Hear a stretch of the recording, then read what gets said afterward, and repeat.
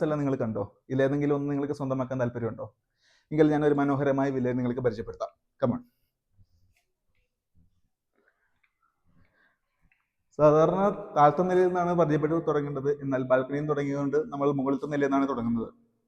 ഇത് മുകളിലത്തെ ഒരു വിശാലമായ ഒരു ഹോളാണ്. ഇനി നമുക്ക് താഴെ നിന്നും അതിൻ്റെ എല്ലാ ഡീറ്റെയിൽ ആയിട്ട് ഞാൻ കാണിക്കാം. ഇതിൽ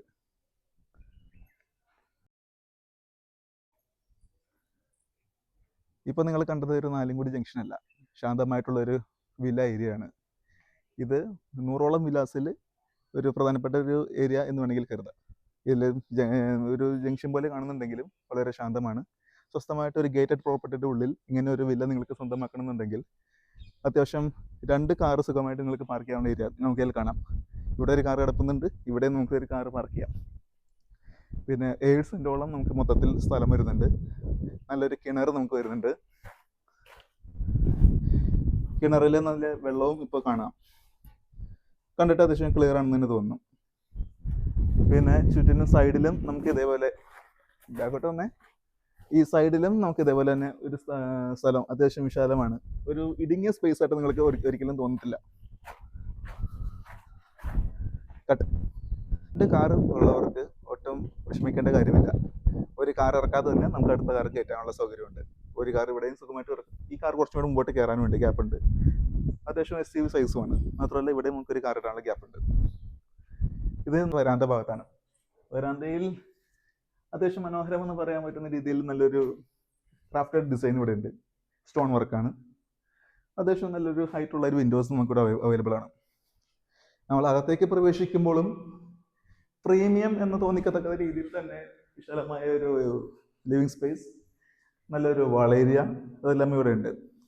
നമുക്ക് വേണമെങ്കിൽ ഈ കോർണർ ഏരിയാസിൽ നല്ലൊരു സോഫ കൊടുക്കാം. ഇവിടെ നല്ലൊരു TV ഫ്രെയിമിനുള്ള ഏരിയ നമുക്കിവിടെ സജ്ജമാക്കാം. പിന്നെ സൈഡിലോട്ട് വന്ന് നേരെ തിരിഞ്ഞു കഴിഞ്ഞാൽ അവിടെ നിന്ന് ലെഫ്റ്റിലോട്ട് നോക്കി കഴിഞ്ഞാൽ ആധുനിക വില്ലാസിൽ കാണുന്ന പോലെ തന്നെ നല്ലൊരു സ്റ്റെയർ കേസ് ഡിസൈനാണ് നമുക്കിവിടെ കാണുന്നത്. ഞാനിപ്പോൾ നോക്കുന്നത് ഈ ഒരു സ്റ്റെയർ കേസിലോട്ടോ അല്ലെങ്കിൽ നിലവിലത്തെ കണ്ടീഷനിലോട്ടോ അല്ല, എങ്ങനെ ഇതിനെ നമുക്ക് പുതിയ രീതിയിലോട്ട് കൺവേർട്ട് ചെയ്യാൻ പറ്റും എന്നാണ് ഞാൻ നോക്കുന്നത്. ഈ വുഡൻ സ്റ്റെയർസ് മാറി ഒരു സ്റ്റീലിലും ഒരു ഗ്ലാസ് ടൈപ്പ് കൊടുത്താലും പിന്നെ നമുക്ക് ഇങ്ങനെ ഒരു ചരിഞ്ഞ ഒരു സ്ലോപ്പ് വരുന്നുണ്ട്. ഒന്ന് മുകളിലോട്ട് കാണിക്കാവോ?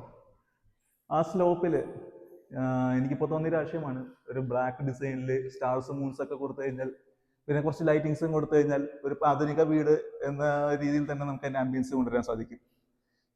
ഇങ്ങനെ ഒരു ആംബിയൻസ് കൊടുത്താൽ തന്നെ ഒരു 10 കൊല്ലം പഴക്കമുള്ള വീട് എന്ന് നമുക്ക് ഒട്ടും തോന്നിക്കാത്ത രീതിയിൽ തന്നെ നമുക്ക് അതിനെ കൊണ്ടുവരാൻ പറ്റും. അടുത്ത് നമുക്ക് അടുക്കളയിലോട്ട് പോകാം. അടുക്കള പറയത്തൊക്കെ ചെറുതൊന്നല്ല, അത്യാവശ്യം വിശാലമാണ്. നമുക്ക് ഒരു കബോർഡും കാര്യങ്ങളെല്ലാം സെറ്റ് ചെയ്യേണ്ടതുണ്ട്. ചിമ്മിനിയും സെറ്റ് ചെയ്യാനുള്ള ഓപ്ഷൻ ഉണ്ട്. അത്യാവശ്യം സ്പേസ് ഏരിയ ആണ്. സിങ്ക് ഏരിയ ഉണ്ട്. സിങ്കും പോരാത്തതിന് നമുക്ക് അത്യാവശ്യം ഒരു ഫ്രീ സ്പേസ്, ഒരു വർക്ക് ഏരിയ നമുക്ക് ഇവിടെ അവൈലബിൾ ആണ്. വർക്ക് ഏരിയ കൂടാതെ ഈ ഭാഗത്ത് ചെറിയൊരു സ്റ്റോർ റൂമും ഉണ്ട്. 2400 സ്ക്വയർ ഫീറ്റ് ഉള്ളതിനാൽ തന്നെ അത്യാവശ്യം വലിയ രീതിയിൽ തന്നെയാണ് ഇവിടെ എല്ലാം കൺസ്ട്രക്ട് ചെയ്തിരിക്കുന്നത്. ഇവിടെ നമുക്കൊരു സ്റ്റോർ റൂം കൂടെ എക്സ്ട്രാ നമുക്ക് സെറ്റ് ചെയ്യാവുന്നതാണ്.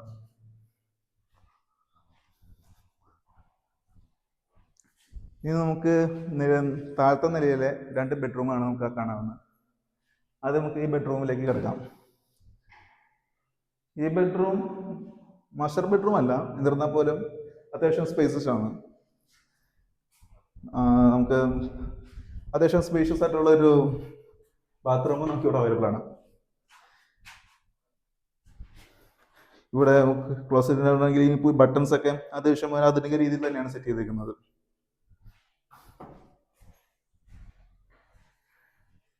കുറച്ച് ഇന്റീരിയർ വർക്കും എയർ കണ്ടീഷനിങ്ങും ചെയ്ത് കഴിഞ്ഞാൽ തീർച്ചയായും നമുക്ക് ഇവിടെ നല്ലൊരു അറ്റ്മോസ്ഫിയർ ഉണ്ടാക്കിയെടുക്കാം.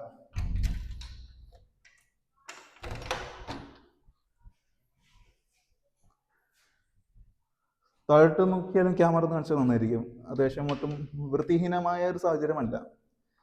വിൻഡോ തുറന്നിട്ടാലും നമുക്ക് അയൽപ്പക്കം വലിയ പ്രശ്നമില്ലാത്തതിനാലും വൃത്തി ഉള്ള ഏരിയ ആയതിനാലും ആർക്കും യാതൊരു ശല്യവും തോന്നിക്കാത്ത തരത്തിലുള്ള ഏരിയ ആണ് ഇവിടെ. ഇനി നമ്മൾ പ്രവേശിക്കുന്നത് ഈ വീടിന്റെ മാസ്റ്റർ ബെഡ്റൂമിലാണ്. ഇതിൽ അതിവിശാലം എന്ന് തന്നെ നമുക്ക് പറയാവുന്ന ഒരു ഏരിയ ആണ്. ഒട്ടും കൺജസ്റ്റഡ് ആയിട്ട് നമുക്ക് തോന്നത്തില്ല.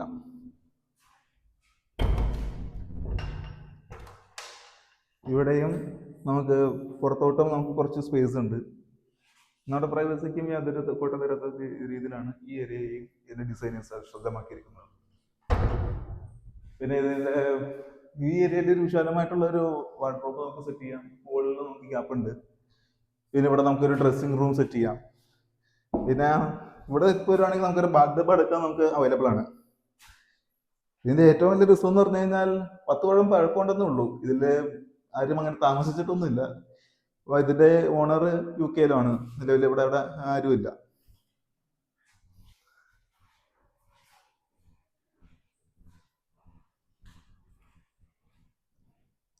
വീണ്ടും വിശാലമായ ഹോളിലോട്ട് നമ്മൾ പ്രവേശിക്കുന്നു. അവിടെ നമുക്ക് വാഷ് ബേസിൻ ഏരിയ ഉണ്ട്. ഇവിടെ നമുക്ക് ഒന്ന് ഈ ഏരിയ ഒന്ന് യൂസ്ഫുൾ ആയിട്ടുള്ള രീതിയിൽ നമുക്ക് കൺവേർട്ട് ചെയ്തെടുത്ത് ഈ ഏരിയ നമുക്കൊന്ന് കൺവേർട്ട് ചെയ്തെടുത്താൽ യൂസ്ഫുൾ ആക്കാവുന്നതേ ഉള്ളൂ. ഇവിടെ നമുക്ക് ഇൻവെർട്ടർ സെറ്റ് ചെയ്യാം. ഇവിടെ നമുക്ക് ഒരു തട്ടുകെട്ട് പോലെ സെറ്റ് ചെയ്തിട്ട് നമുക്ക് എന്തെങ്കിലും യൂസ്ഫുൾ ആയിട്ടുള്ള സ്റ്റോറേജ് ആയിട്ട് മാറ്റാവുന്നതേ ഉള്ളൂ. ഇവിടെ ഫ്രണ്ടിലോട്ട് നമുക്ക് കാർ പോർച്ചാണ് വരുന്നത്. അതൊരു അത്യാവശ്യം നോർമൽ ആയിട്ടുള്ള ഒരു ജനലിവിടെ ഉണ്ട്. ഇനി ഇത് മറക്കണം എന്നാണെങ്കിൽ തന്നെ സ്റ്റെയർ കേസിന്റെ എൻട്രി ഭാഗമാണ്. ഇവിടെ നമുക്ക് വേണമെങ്കിൽ നല്ലൊരു ഫോട്ടോഗ്രാഫ് കൊടുത്താലും നമുക്കത് മറിച്ചെടുക്കാവുന്നതേ ഉള്ളൂ. ഇനി നമുക്ക് മുകളിലത്തെ വിശേഷങ്ങൾ കാണാം.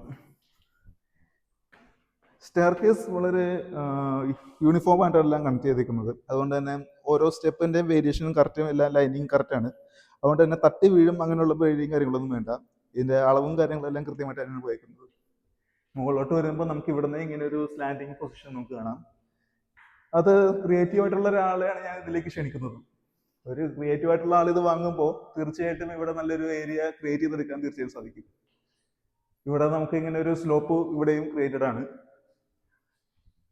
മുകളിലും നമുക്ക് 2 മുറികൾ അവൈലബിൾ ആണ്. ഇത് ആദ്യത്തെ മുറിയിലോട്ട് നമ്മൾ കിടക്കുന്നു. ഇവിടെയും നമുക്ക് നല്ലൊരു കുളിക്കാനൊക്കെ സെപ്പറേറ്റഡ് ഏരിയ ഉണ്ട്. മാത്രമല്ല നമുക്ക് ഇവിടെ ഒരു ക്ലോസ്ഡ് റൂമും വേണമെങ്കിൽ നമുക്ക് സെറ്റ് ചെയ്യാം.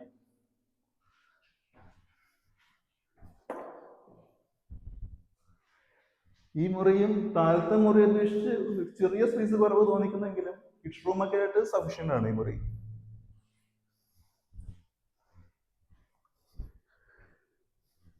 പിന്നെ മുകളിലത്തെ ഹോളാണെങ്കിലും ഒട്ടും കൺജസ്റ്റഡ് അല്ല. അത്യാവശ്യം ഏരിയ നമുക്ക് ഫീൽ ചെയ്യിക്കും. ഈ സ്ലാൻഡേർഡ് ആയിട്ടുള്ള റൂഫ് ഇതിന് കുറച്ചും കൂടി എസ്തെറ്റിക് ഭംഗി കൂട്ടുന്നു എന്നുള്ളൂ. ഇവിടെ നമുക്ക് വേണമെങ്കിൽ നല്ല ലൈറ്റിങ്സ് ഒക്കെ കൊടുത്തു കഴിഞ്ഞാൽ ഈ ഏരിയ മനോഹരമാക്കാം. അടുത്ത മുറിയിലൂടെ നമ്മൾ പ്രവേശിക്കുമ്പോൾ ഇത് അത്യാവശ്യം വലിയ മുറി തന്നെയാണ്. ഈ മുറിയിൽ അറ്റാച്ച്ഡ് ബാത്റൂം ആദ്യമേ ഇല്ല എന്ന് കരുതുന്നുണ്ടെങ്കിലും ഇവിടെ ഒരു ഹിഡൻ ഏരിയ ഉണ്ട്. ഈ ഹിഡൻ ഏരിയയിൽ നമുക്കൊരു ഡ്രസ്സിംഗ് റൂം ഉണ്ട്. അകത്തേക്ക് കടന്നു കഴിഞ്ഞാൽ ഇവിടെയും ഞാനിപ്പോൾ ഇതിൻ്റെ കോർണറിലാണ് നിൽക്കുന്നത്. എന്നിരുന്നാൽ പോലും വിശാലമായ ഏരിയ ഇനിയും ബാക്കിയുണ്ട്. ഞാൻ യാദൃശികമായി ഇതിൻ്റെ സ്വിച്ച് ബോക്സ് തുറന്നു നോക്കുകയുണ്ടായി. ഒരു പഴക്കമുള്ള വീടെന്ന് യാതൊരു കാരണവശാലും തോന്നിക്കത്തില്ല. ഹാവൽസിന്റെ എല്ലാം കൂടിയ സ്വിച്ചുകളും കാര്യങ്ങളും ഇൻസിബികളൊക്കെയാണ് ഇവിടെ യൂസ് ചെയ്തിരിക്കുന്നത്. ഒന്ന് ക്ലോസ് വ്യൂ കാണിച്ചേക്കാം. ആ സ്വിച്ചസിന്റെ ഒക്കെ ക്വാളിറ്റി ആ ഒരു സൂം ചെയ്ത വീഡിയോ തന്നെ നിങ്ങൾക്ക് കാണാവുന്നതാണ്. ഒന്ന് ഇങ്ങോട്ടൊന്ന് കാണിച്ചു. ഓക്കെ,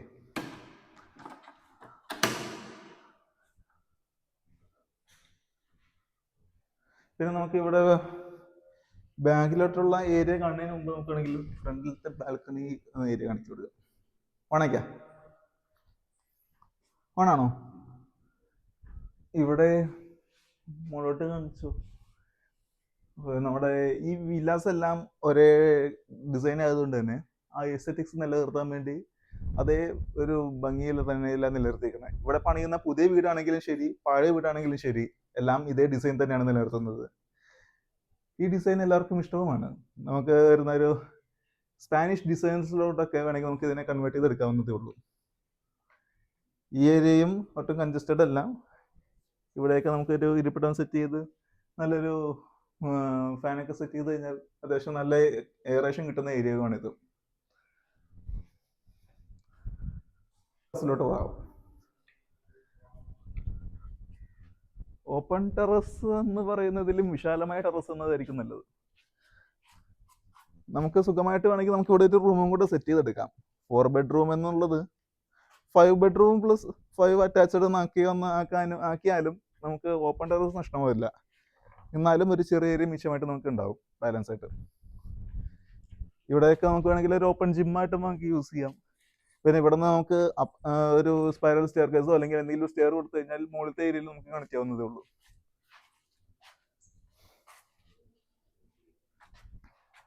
വയറിങ്ങും കാര്യങ്ങളെല്ലാം നോക്കിയാൽ കാണാം, എല്ലാത്തിൻ്റെയും ക്വാളിറ്റി ഉണ്ട്. എന്നാൽ ഇതുവരെ മഴ ഉപയോഗിച്ചിട്ടുമില്ല. ഇനി ഇത് വാങ്ങാൻ പോകുന്ന ആൾക്കാർക്കായിരിക്കും ഇതിനുള്ള എല്ലാം ഉപയോഗിച്ച് എല്ലാം ഇതിന്റെ ഗുണമേന്മ എല്ലാം മനസ്സിലാക്കാനുള്ള ഭാഗ്യം കിട്ടുക. ഈ വീട് വിട്ടിറങ്ങുമ്പോൾ തീർച്ചയായും ഇതിലേക്ക് ഓരോ നമ്മൾ ഭാവനയെ കണ്ടാണ് ഇറങ്ങുന്നത്. ഇതിൽ വരാൻ പോകുന്ന ആംബിയൻസ് ലൈറ്റുകളും ഇതിലുള്ള സീലിങ്ങുകളും ഇതിവിടെ വരുന്ന ഒരു വിശാലമായിട്ടുള്ളൊരു ഡൈനിങ് ഏരിയയും വാഷ് ബേസിൻ ഏരിയയും ഇതിൽ ഓരോ മുക്കുമൂലയിലും നല്ലൊരു ആർക്കിടെക്റ്റിനെ കാണിച്ച് ഒരു പുതിയ ഡിസൈൻ എങ്ങനെ നമുക്ക് എടുക്കാമെന്ന് ചോദിക്കേണ്ട കാര്യം മാത്രമേ വരുന്നുള്ളൂ. കാരണം അതിനുള്ള ഏത് പുതിയ ഡിസൈനും ആപ്റ്റ് ആവുന്ന രീതിയിലാണ് ഇവിടുത്തെ കൺസ്ട്രക്ഷൻ മൊത്തം നടത്തിയിരിക്കുന്നത്. 10 കൊല്ലം പഴക്കമുണ്ടെങ്കിലും ആരും താമസിക്കാത്തതും എന്നാൽ 2500 സ്ക്വയർ ഫീറ്റ് വലിപ്പമുള്ളതും 2 കാറോളം പാർക്ക് ചെയ്യാൻ പറ്റുന്നതും പുതിയ ബൈരൂർ ജംഗ്ഷനിൽ നിന്നും കേവലം 1 കിലോമീറ്റർ മാത്രമേ ഉള്ളതും സെക്യൂരിറ്റി ഗേറ്റഡ് ആയിട്ടുള്ള വില്ല പ്രൊജക്റ്റുമായിട്ടുള്ള സൗവർണിക വിലാസിലാണ് ഇത് സ്ഥിതി ചെയ്യുന്നത്.